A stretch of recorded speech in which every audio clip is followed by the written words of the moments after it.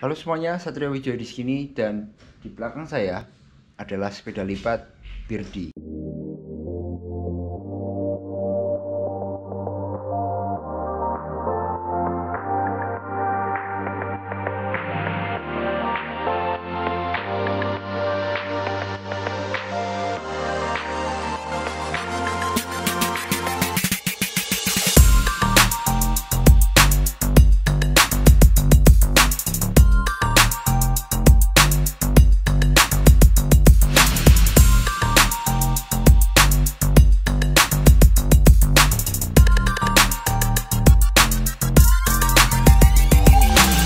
Oke, jadi dari kemarin kita sudah membahas tentang review Birdi ini, tentang kelebihannya juga sudah kita bahas, dan sekarang tidak baik juga kalau kita nggak membahas tentang kekurangannya atau kelemahan dari Birdi ini. Jadi mari kita bahas satu persatu teman-teman. Jadi mulai yang pertama, sepeda lipat Birdi ini ada kekurangannya menurut saya adalah dia mempunyai sistem internal kabel teman-teman. Jadi dia kabelnya itu yang menuju ke cakram belakang maupun menuju ke RD itu lewat dalam. Nah, lewat dalam ini ternyata walaupun looknya dia kelihatan lebih rapi, tapi dia berisik kalau melewati jalan-jalan yang yang kurang rata gitu. Ini menurut saya agak berisik, itu yang pertama. Yang kedua, sepeda lipat ini itu melipatnya sedikit agak repot ya, walaupun dibanding dengan sepeda lipat biasanya ini sudah termasuk bagus, tapi menurut saya masih kurang praktis untuk ya dibanding sebut saja Brompton gitu ya.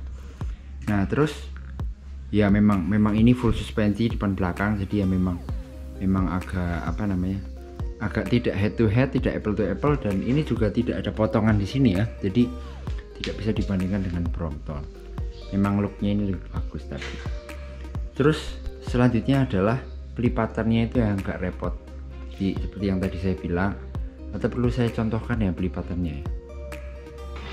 Posisikan ininya, apa sih namanya ini, cranknya itu ada di posisi seperti ini, dia yang sebelah kiri rata air di depan. Habis itu kita masuk ke depan, ambil ininya, dilepas dulu. Yes. Di sini kita taruh. Nah, setelah ini kita baru ini teman-teman, mengangkat yang belakang. Yang belakang ini angkat. Nah, di sini seat postnya diturunkan. Baru handle postnya diturunkan. Nah, melipatnya seperti ini. Nah, kemudian cara melipatnya seperti itu, jadi nggak bisa langsung jebrek gitu, nggak bisa ya. Nah, kekurangan selanjutnya adalah ketika dia terlipat teman-teman, itu sebenarnya ini kan bisa lebih diginiin lagi ya, cuman saya takut kalau lecet. Cuman melipatnya seperti ini, ini tuh bannya bisa masuk ke sana dan handle postnya itu bisa turun ke bawah, tapi saya masih sayang sepedanya jadi nggak tak lakukan. Nah ini kalau sudah terlipat seperti ini, ketika kita bawa loading atau kita bawa kemana begitu, dia sering nyentuh antara RD dengan hubnya yang depan, jadi itu menyebabkan ininya tuh gampang lecet-lecet gitu ya, atau bahkan RD nya ini nyentuh sama ininya. Itu yang pertama. Yang kedua, ini capnya ini dia nyentuh ke bagian ini, atau kalau enggak dia bakal ke bawah. Kemana ya? Ke bawah sini atau ke sini. Contoh ya, biar lebih gamblang. Ketika kita lipat lebih dalam lagi seperti ini ya, seperti ini mungkin. Nah, dia bakal lebih kecil, tapi air di belakangnya dia mentok di sana teman-teman. Kemudian di ini ya, rimsnya dia, disc brake-nya dia kena handspatnya, jadi agak sedikit luka gitu kalau dibiarkan, tapi saya tidak akan membiarkan seperti ini lama-lama karena sayangnya teman-teman. dan juga ketika di bawah loading itu kan dia goyang-goyang. Nah pas goyang-goyang itu juga banyak terjadi lecet-lecet gitu teman-teman, jadi agak sedikit praktis yang tidak praktis sebenarnya. Oke, terus selanjutnya kita buka dulu ya.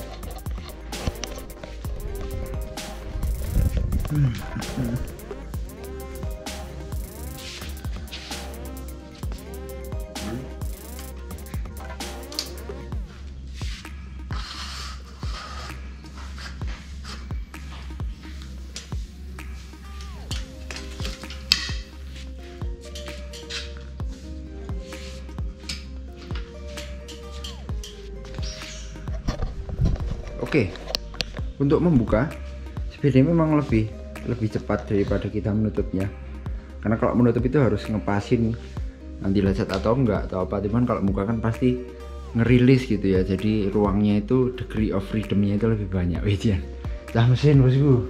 Nah habis itu kekurangan selanjutnya adalah ketika kita menurunkan dan menaikkannya atau melipat, ngefold dan mengunfoldnya ini, dia itu harus selalu menyeting apa sih namanya ini, seat postnya itu kelurusannya dengan body.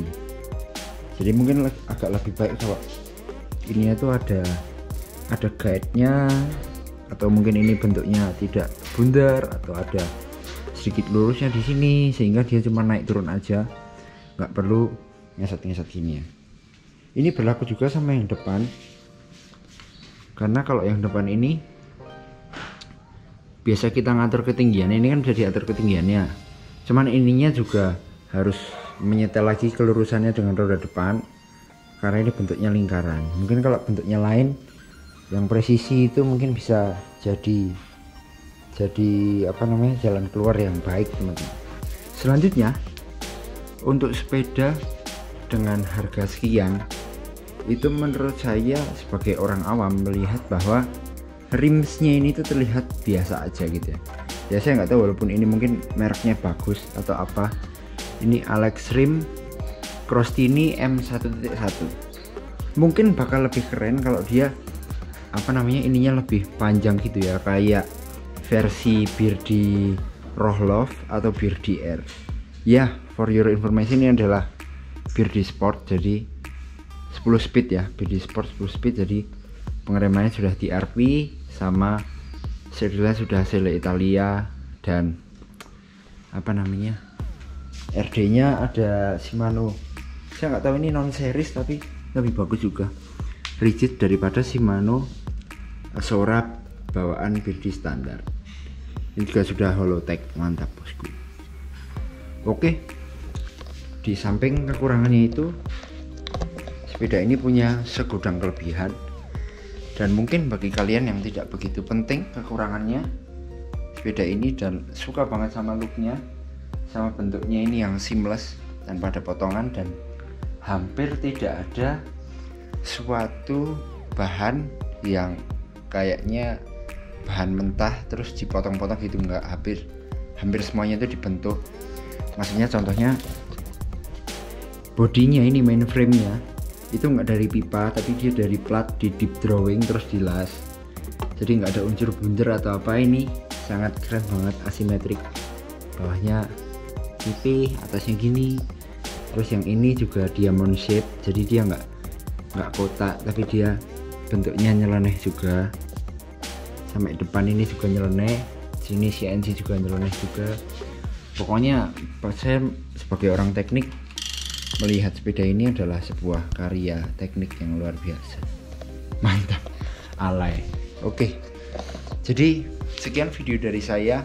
Kita sudah membahas sedikit jauh lebih banyak mengenai sebuah sepeda, atau mungkin menambah sedikit ilmu bagi teman-teman. Terima kasih yang sudah menonton. Jangan lupa klik like, komen, dan juga subscribe, dan share video ini ke teman-teman kalian semua. Jangan lupa nyalain tombol loncengnya, dan bagi kalian yang punya saran atau kritik silahkan tulis di kolom komen di bawah supaya channel saya bisa semakin bagus lagi. Oke, Satrio Wijaya pamit, salam safety.